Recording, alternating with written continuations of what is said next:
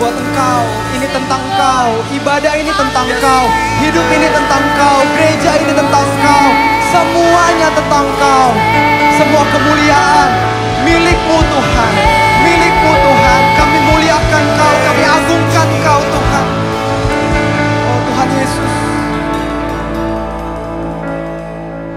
Dengan semua kemegahan-Mu, kuasai kami. Dengan segenap kasih-Mu, pimpin hidup kami Tuhan. Apa yang kami dengar ini biar jadi kekuatan untuk kami boleh hidup, bukan cuma hidup lebih baik, tapi hidup lebih berkenan buat Engkau. Hidup lebih mengasihi Engkau, lebih melihat Engkau sebagai Tuhan sepenuhnya. Bukan keinginan kami, tapi keinginan-Mu Tuhan. Makasih banyak Bapak, Tuhan urapi kami semua, baik yang berbicara maupun yang mendengar. Dalam nama Tuhan Yesus, mari kita saudara yang siap dengarkan firman Tuhan, katakan amin. Selamat siang saudara, silakan duduk. Selamat Paskah. Selamat Paskah.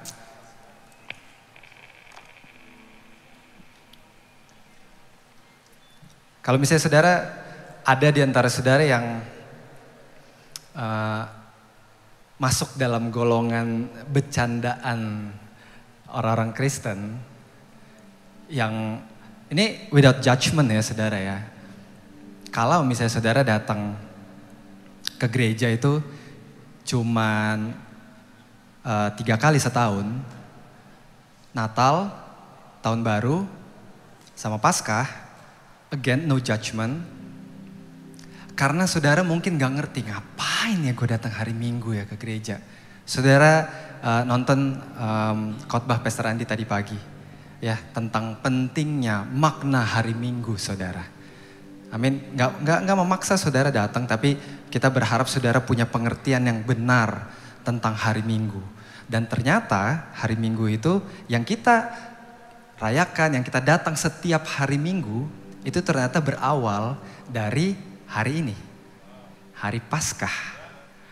Jadi hari ini bukan cuma minggu, tapi ini minggu yang sangat spesial saudara. Ini semuanya nih start dari hari Minggu ini saudara. Karena di malam perjamuan terakhir waktu Tuhan Yesus memecah-mecahkan roti, ya kan Kamis malam. Beda itu bukan Jumat ya berarti ya, itu Kamis malam. Jumat Agung itu kan berarti pagi-paginya subuh-subuhnya. Ya kan, the Kiss of Judas itu tuh Jumat subuh. Sebelumnya Kamis malam itu tuh Last Supper. Di Last Supper, perjamuan terakhir waktu memecah-mecahkan roti, Tuhan Yesus pesan ke murid-muridnya, Tuhan Yesus bilang gini, inilah tubuhku yang diserahkan bagi kamu. Saudara perhatikan, perbuatlah ini, perbuatlah apa berarti? Waktu memecahkan roti. Perbuatlah ini menjadi peringatan akan aku. Tuhan Yesus bilang, remember me saat kamu pecah-pecahkan roti. Tuhan pengen Tuhan diingat saat dia dipecahkan tubuhnya. Saat kematiannya. Tuhan gak minta kita untuk ingat mujizatnya. Tuhan gak minta kita ingat dia karena berkatnya. Tapi Tuhan Yesus minta kita ingat dia waktu dia dipecahkan di hari Jumat itu. Waktu dia dikorbankan di hari Jumat itu. Itu request Tuhan Yesus. Dan itu ditangkap baik sama murid-murid. Dan sampai kalau kita bilangnya church fathers ya. Gitu, orang-orang yang membangun komunitas-komunitas Kristen. Dulu belum jadi gereja kan sebelum Konstantin. Komunitas-komunitas Kristen abad 1, abad kedua gitu. Kita bilangnya church fathers. Itu yang mereka pegang. Dan sepanjang komunitas Kristen mula-mula, jemaat itu tuh bukan cuma diajar ya, hanya diminta fokus sama 2 hal saudara. Based on request Tuhan Yesus di Last Supper waktu itu. Church fathers cuman minta jemaat waktu itu fokus sama 2 hal. Crucifixion and resurrection of Christ. Nggak ada yang lain. Jemaat waktu itu sangat simple saudara. Jemaat waktu itu hanya diminta untuk fokus 2 hal. Kamu Kristen, iya. Apa yang bikin kamu jadi Kristen? Bukan yang lain. 2 hal. Kita ingat kematian Kristus dan kita ingat kebangkitan Kristus. Cuman itu aja. Makanya kalau saudara baca Kisah Para Rasul, di Kisah Para Rasul 2 kalau nggak salah, kita bisa temukan mereka, saya nggak bacain ayatnya, mereka memecahkan roti, betul? Kalau saudara ingat, mereka memecahkan roti, itu kalau misalnya saudara baca terus teksnya, itu tuh sebenarnya mereka memecahkan roti setiap hari, saudara. Karena itu kalimatnya diawali dengan mereka berkumpul, mereka bertekun dalam pengajaran rasul-rasul di bait Allah, kalau saudara ingat setiap pagi, baru dilanjutin. Dan mereka memecahkan roti di rumah masing-masing. Terus dilanjutin lagi, setiap hari Tuhan menambahkan jumlah-jumlah orang yang percaya. Ya kan saudara kalau familiar ayatnya, itu satu rangkaian, berarti mereka pecah-pecahkan roti setiap hari. Mereka ingat Tuhan setiap hari, mereka ingat kematian Kristus setiap hari. Jadi sakramen, eukaristik, pecah-pecahkan roti, itu tuh in a way sakramen kudus, tapi in a way it's very daily, saudara. Jadi gak apa-apa, saudara setiap hari di keluargamu pecah-pecahkan roti, minum untuk memperingati. Karena itu yang Tuhan Yesus inginkan. Tuhan Yesus minta kita ingat kematiannya. Dan kita gak bisa lepaskan kematiannya sama kebangkitannya. Karena Yesus gak tetap mati, kecuali kalau Yesus tetap mati. Kita cuma stop sama kematiannya. Tapi karena Yesus bangkit, artinya kematian itu harus diikutin sama, saat kita merayakan kematiannya, kita harus lanjutin sama kebangkitannya. Kita gak bisa cuman kayak, siapa, mudah-mudahan Arsenal sih tahun ini ya. Kayak menang, forget it pastor. Menang Premier League, terus menang, misalnya tahun depan gitu ya, menang Premier League, terus menang Champions League juga. Kita nggak bisa, amin. Kita nggak bisa cuma bilang Arsenal menang Premier League. Kita harus bilang Arsenal juga menang Champions League. Karena kejadian dua-duanya. Ngerti saudara maksud saya? Kita nggak bisa cuma bilang Kristus mati. Kalau Kristus bangkit, kita juga harus bilang Kristus juga bangkit. Jadi itu udah satu paket. Makanya itu yang Rasul Paulus bilang yang terpenting. Terjemahan NIV-nya of first importance. Kita coba baca di 1 Korintus 15. 1 Korintus 15 ayat 3 sampai 4. 1 Korintus 15 ayat 3 sampai 4. Rasul Paulus bilang gini, sebab yang sangat penting, ini kan terjemahan Indonesia sangat penting ya, tapi yang saya bilang tadi NIV-nya kalau saudara baca of first importance. Saudara bayangin yang important aja udah jadi prioritas, betul? First importance berarti yang nomor satu dari semua prioritas yang lain. Saudara bayangin, apa sih first importance-nya kita orang Kristen? Yaitu apa yang telah kuterima sendiri, ialah bahwa Kristus telah mati karena dosa-dosa kita sesuai dengan kitab suci. Ayat 4, bahwa ia telah dikuburkan dan, bilang sama-sama saya, dan bahwa ia telah dibangkitkan pada hari yang ketiga sesuai dengan kitab suci. Ini fondasi iman kekristenan, dua ini. Crucifixion and resurrection of Christ. Maaf, bukan Natal, saudara. Ngapain sih datang Jumat Agung, nanti aja Paskah. Gak ada Paskah tanpa Jumat Agung, saudara. Dan apa artinya Natal kalau gak ada Jumat Agung? Tuhan mau jadi cuman apa? Yesus cuma mau jadi apa? Motivator-motivator gitu, cuman keliling-keliling gitu. Semua orang juga bisa, yang manusia gak bisa bikin, mati buat orang yang benci sama dia. Itu yang Yesus lakukan. Yesus mati dan juga bangkit, bilang sama-sama saya, dan. Yesus mati menandakan dia Tuhan yang berkorban, saudara, ya kan? Tapi Yesus bangkit menandakan dia Tuhan yang berkuasa. Oke. Yesus mati menandakan dia Tuhan yang berkorban. Dia sayang banget sama kita. Dan ini kan yang banyak kita nyanyi-nyanyikan kan. Kasihnya, aku disayang banget sama Tuhan.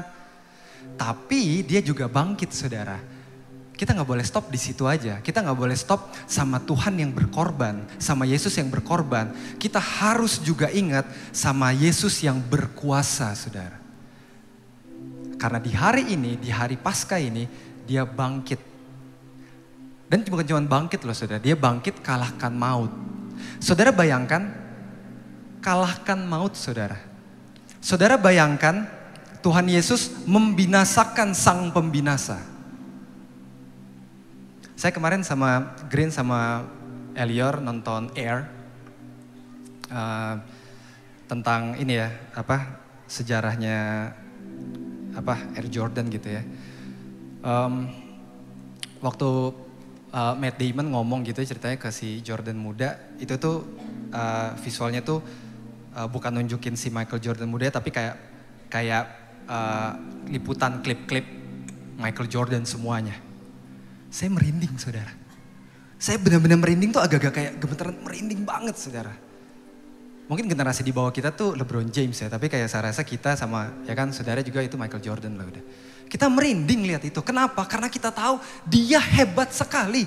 Dia kalahkan semua yang bisa dia kalahkan. Dia pecahkan semua rekor yang bisa dipecahkan. Gak suka basket, bola, barusan Lionel Messi. Messi lewat sini, merinding kita. Kenapa kita merinding? Karena dia juara dunia. Dia kalahkan semua yang hebat supaya jadi dia yang terhebat. Saudara nangkep kebangkitan Kristus? Kita dengan gampang kayak merinding lihat pemain bola. Kita dengan gampang merinding lihat atlet. Merinding lihat pemain film. Mereka kalahkan apa sih? Saya gak yakin mereka membinasakan sang pembinasa, saudara. Jadi kalau kita sebagai orang Kristen, kita menikmati, kita suka sama Yesus yang berkorban, kita juga harusnya bisa kagum, bahkan harusnya kita bisa gentar. Bilang sama-sama saya, gentar. Gentar sama Yesus yang berkuasa. Saudara bayangkan maut bisa dikalahkan sama Tuhan Yesus. Tuhan Yesus bisa bikin kita sesuka-sukanya dia. Betul? Untung dia gak lakukan itu. Saya pengen kita punya pengertian yang benar mulai dari hari ini sampai Tuhan Yesus datang. Sampai saudara dipanggil sama Tuhan. Bukan cuman senang Tuhan yang baik.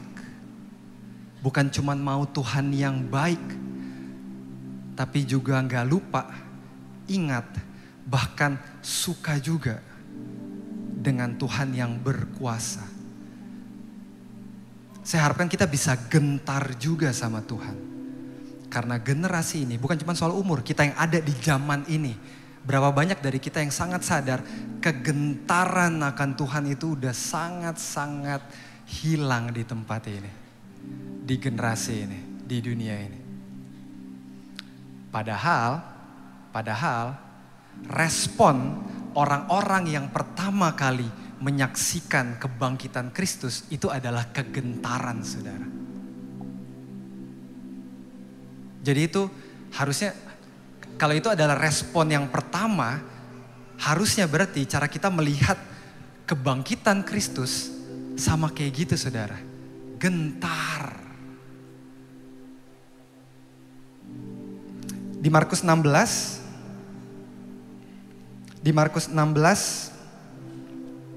pagi-pagi waktu perempuan-perempuan itu datang ke kubur ya. Saudara tahu ceritanya, ternyata kubur Yesus sudah kosong, saudara.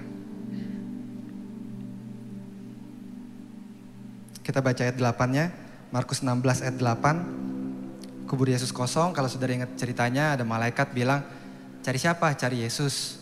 Udah gak ada. Sama ini lucu banget kalau misalnya saudara baca ya. Malaikatnya tuh kayak agak-agak, ini versi saya ya, bisa salah. Agak-agak kayak bercanda gitu, tapi maksudnya untuk menguatkan, tapi kayak feel-nya buat saya tuh agak-agak kayak bercanda. Lihatlah, ini tempat dia dibaringkan. Tapi gak ada orangnya.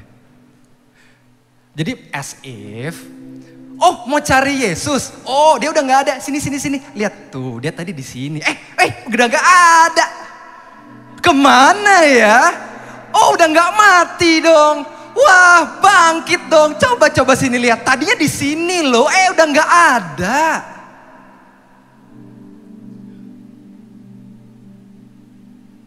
Saat wanita-wanita itu lihat itu. Saat wanita-wanita itu lihat apa yang malaikat tunjukkan sama mereka. Ayat 8-nya. Lalu mereka keluar dan lari meninggalkan kubur itu. Sebab apa saudara? Gentar dan dahsyat menimpa mereka. Mereka tidak mengatakan apa-apa kepada siapapun juga karena takut. New King James Version-nya itu ayat 8 tuh memang stop di situ aja sebetulnya. And they went out quickly and fled from the tomb. For they apa saudara? Tremble. Kalau saudara agak bingung gentar itu apa, bahasa Inggrisnya mungkin lebih gampang. Tremble. Sampai gemeter saudara. Berapa banyak kita yang datang ke gereja udah gak pernah gemeter lagi. Bukan gemeter-gemeter ya kan. Ya kalau saudara sering dengerin khotbah saya sering banget bercandain yang gitu-gitu ya. Ya bukan gemeter-gemeter yang kayak gitu. Gentar, gemeter karena mereka gimana sih ada orang ya kan yang mati tapi habis itu bangkit udah gak ada di situ dan mereka tahu yang mati ini adalah orang yang menyelamatkan dosa kita semua. Dan kita sekarang kalau ke gereja,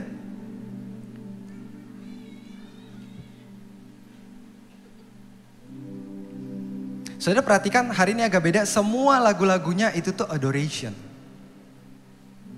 Nggak ada tuh yang kayak, oh aku dicintai, aku nggak ada. Dan mungkin ada beberapa saudara yang nggak biasa, karena selama ini kita terbiasa menjadi Kristen, menjadi jemaat yang oh aku dicintai, oh aku enak, oh feel so good, oh God loves me, I'm forgiven. Giliran suruh hormat, suruh angkat tangan, gak ada. Ini liriknya mana tentang gue ya? Kenapa tentang Yesus terus ya? Kita lupa kita ke gereja tentang siapa?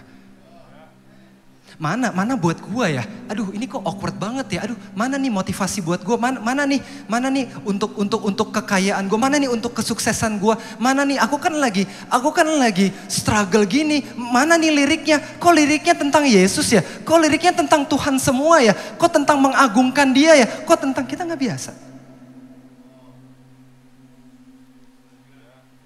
Dan kita keluar lagunya nggak cocok. Khotbahnya nggak cocok. Kenapa? Karena bukan tentang gue.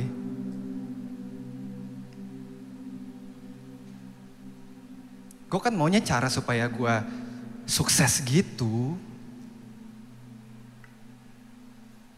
Cara supaya gue bisa healthy gitu relationship gue. Ini kok tentang Tuhan. Aduh gue gak bisa nangkep nih ini. Padahal itu poinnya. Saudara mau cari motivasi nonton YouTube aja saudara.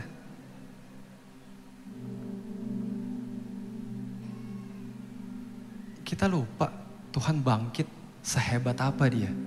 And we treat Jesus casually right now. Saya ngerti kita luka banget. Dunia ini luka banget sama otoritas yang pakai apa ya? Power mereka untuk abuse kita. Saya ngerti ada beberapa dari kita merasakan langsung di abuse sama authority. And it hurts so much. Dan banyak di antara saudara mungkin gak merasakan langsung di abuse sama authority, tapi saudara mungkin baca sosial media, lihat-lihat terus kita kayak ya kan, dunia ini nih luka banget sama otoritas. Dunia ini luka banget sama yang namanya power. Karena orang-orang yang dipercayakan untuk pegang power di dunia ini, itu tuh abuse kita dengan power mereka. Sayangnya termasuk di gereja. Jadi kita takut, kita trauma sama yang namanya power, kita trauma sama yang namanya authority, kita trauma sama yang namanya trembling. Karena kita gak mau gemeter. Setiap kali gemeter itu bikin aku sakit hati karena aku ingat betapa aku gemetar sama otoritas, tapi otoritas itu menyakiti aku, otoritas itu mengkhianati aku. Aku gak mau lagi. Bisa gak sih ada dunia yang gak ada otoritas? Bisa gak sih? Ayo yuk kita kumpulin sama-sama, kita lawan otoritas. Sekarang gitu kan narasinya. Ya kan? Sekarang gitu narasinya kan? Bukan karena otoritas nggak baik, tapi karena sayangnya orang-orang yang dipercayakan pegang otoritas, sayangnya abuse itu. Tapi kita nggak bisa samain manusia sama Tuhan. Ada alasannya kita manusia dan Dia Tuhan. Ada kualitas yang beda banget antara manusia sama Tuhan. Kita nggak bisa, kita lihat Hitler, lihat Mussolini, lihat siapapun lah era modern sekarang yang abuse of power dan kita pikir Tuhan kayak gitu. Ada alasannya kenapa mereka manusia dan dia Tuhan. Beda, nggak bisa disamain. Tapi kita terlalu sakit sama itu. Kita nggak mau ada otoritas, kita nggak mau ada power. Kita cuma mau akhirnya ke bawah di gereja, kita cuma mau Tuhan yang berkorban buat kita. Kita nggak mau Tuhan yang berkuasa. Kita cuma mau Tuhan yang sayang kita. Kita nggak mau Tuhan yang mendidik kita, yang menghardik kita. Karena trauma. Tapi hari ini mengingatkan kita, Yesus bukan cuma mati tapi bangkit, saudara. Yesus bukan cuma baik tapi berkuasa. Kita nggak bisa pisahin itu, saudara. So, let's learn to deal with it. Yuk kita jadi gereja yang belajar juga sama-sama. Saudara kalau tahu saya ini sembarangan banget, saudara, hidupnya. Dan ini poin saya, kenapa saya share ini. Saya sadar dengan saya anti otoritas, dengan saya trauma dengan otoritas, saya nggak mau trembling karena kuasa, karena power. Saya mau coba hindari itu. Ternyata bikin hidup jadi sembarangan, saudara. Karena kegentaran, bilang sama-sama saya kegentaran. Kegentaran menghasilkan sesuatu yang sangat berharga, sayangnya udah dilupakan di generasi ini. Rasa hormat. Gentar bikin kita hormat. Tanpa rasa hormat, kehidupan berantakan, saudara. Saudara cek aja, keluarga, company, organisasi, even relationship yang gak ada rasa hormat di dalamnya. Cek, berantakan. Dari luar bisa bagus, saudara masuk ke dalam, berantakan. Gak ada rasa hormat, bikin hidup berantakan. Dan bukan cuma berantakan, gak ada rasa hormat, bikin kita sebenarnya jadi resah. Saya jadi mikir, mungkin generasi sekarang punya mental health yang akut. Sebenarnya bukan karena kurang healing, bukan karena kurang mindful, bukan karena kurang balance. Mungkin karena kurang hormat.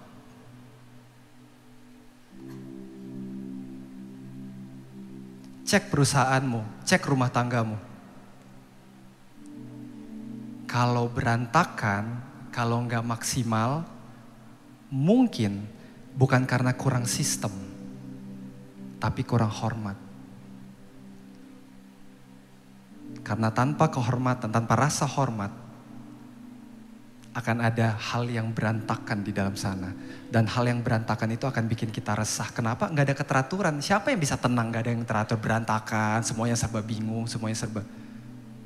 Makanya lucu, gerakan-gerakan anti otoritas, at one point mereka bikin organisasi sendiri. Dan saat organisasi itu dibikin, mereka, oke, siapa yang leadernya? Lah, katanya anti otoritas, jangan ada leader dong.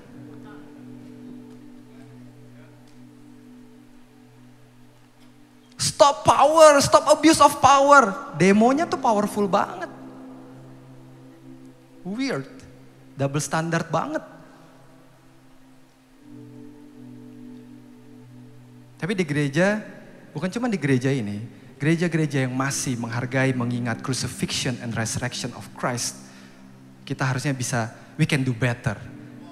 Karena kita punya contohnya, kita punya Tuhan yang bukan cuma berkuasa, tapi juga berkorban. Harusnya pemimpin-pemimpin berkuasa dan mau berkorban juga. That's the beauty of crucifixion and resurrection. Praktikal banget kok, saudara. Saya panggil pemusik, saya udah selesai.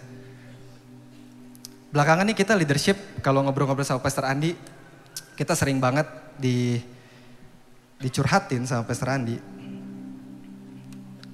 Pastor Andi belakangan saya nggak tahu kenapa, dan akhirnya by the way saya sekarang tahu karena firman ini. Saya rasa kayaknya GC mau dibawa ke level berikutnya saudara. Kayak level bukan cuma menikmati Tuhan tapi level menghormati Tuhan. Kita bisa jadi contoh di generasi ini, di kota ini, di bangsa ini. Umat-umat yang bukan cuma minta berkat Tuhan tapi juga mencari hadirat Tuhan karena kita hormat sama Tuhan. Kita hormat sama Tuhan bukan karena disuruh pendeta tapi karena kita ingat dia bangkit dari kematian. Dia membinasakan sang pembinasa. Gak ada alasan gak menghormati dia. Saudara sadar di sini gak pernah disuruh marilah kita bangkit berdiri silahkan duduk. Saudara sadar? Kita pelan-pelan mau ajarin saudara, termasuk kita juga. If you really honor God, saudara berdiri kok. Kalau saudara capek, duduk gak apa-apa kok. Gak akan disambar petir kok. Karena kan yang Tuhan cari kan ini ya saudara. Tapi, saya tetap harus bawakan apa yang saudara dengar siang hari ini. Karena jangan sampai itu juga jadi kayak justifikasi. Tuhan kan lihat hati. Lagunya gak cocok buat gue.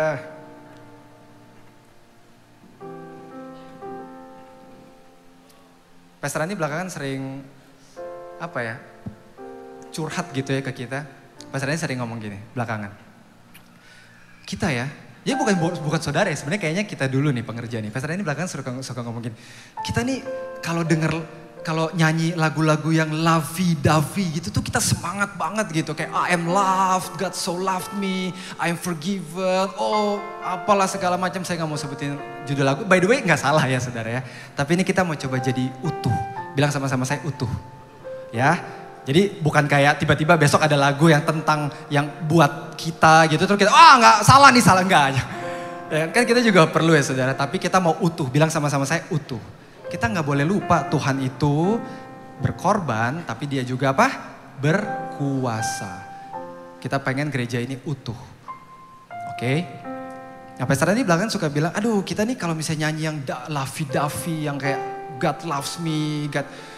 Kita seneng banget tapi giliran nyanyi lagu yang hormat bagi Allah Bapa. Itu kok kayak kagok ya, kok kayak gak sesemangat nyanyi lagu yang buat kita ya.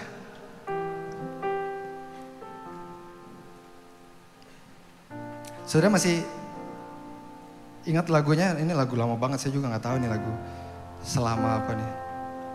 Hormat bagi Allah Bapa, hormat bagi anaknya, hormat bagi roh penghibur, ketiganya yang esa. Mau dapat space buat gue dari mana nih? Bapa, Anak, Roh Kudus. Gue juga kagak ngerti ini 3 orang atau 1 orang gitu. Tapi kayak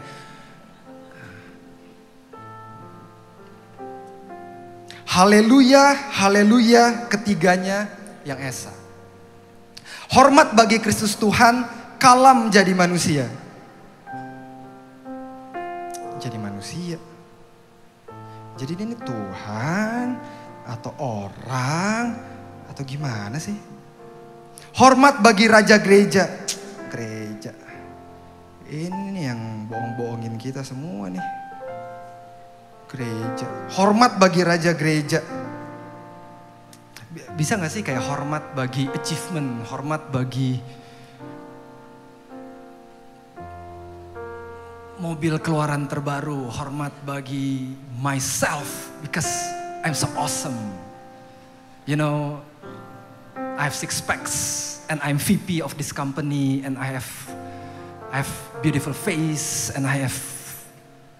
Kok gak bisa hormat buat gua ya? Mana nih space hormat untuk aku nih? Aku cum laude, kok gak ada hormat buat aku nih? Aku nih CEO di sini tapi gak ada yang tahu, kok gak ada hormat buat aku nih di sini nih.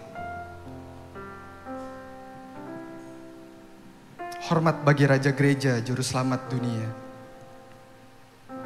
Juru Selamat dunia.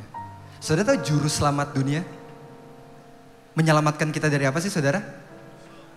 Dosa. Dosa. Tentang hati kita. Wah kok gak ada berkat baru ya? Kok gak ada dicurahkan gitu ya? Kok gak ada, aduh.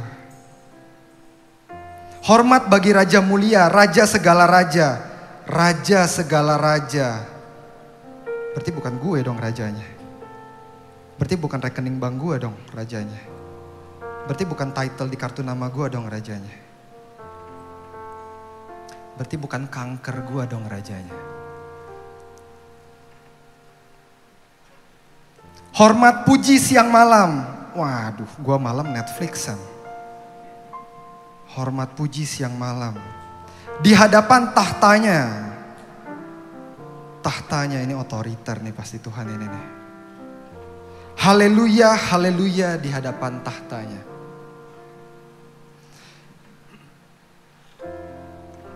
Bisa gak kita jadi gereja yang sekarang punya postur yang benar nyanyi lirik-lirik ini, saudara? Saya mungkin bisa ngerti kalau memang saudara kayak agak susah hormat, menyampaikan rasa hormat buat otoritas yang memang menyakiti kita. Saya mungkin masih bisa ngerti. Tapi pejamkan matamu. Saudara bayangkan apa yang Yesus udah lakukan buat hidupmu. Apa yang Yesus udah kasih dan apa yang Yesus enggak kasih dalam hidupmu. Saya yakin dia layak dapat hormat kita, saudara. Amin. Kita bangkit berdiri yuk, saudara.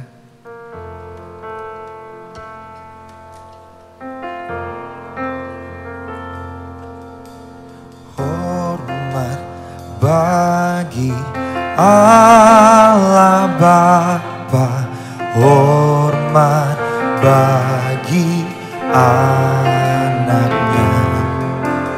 hormat bagi Roh penghibur ketiganya yang Yesus. Haleluya, haleluya, haleluya, ketiganya yang Esa.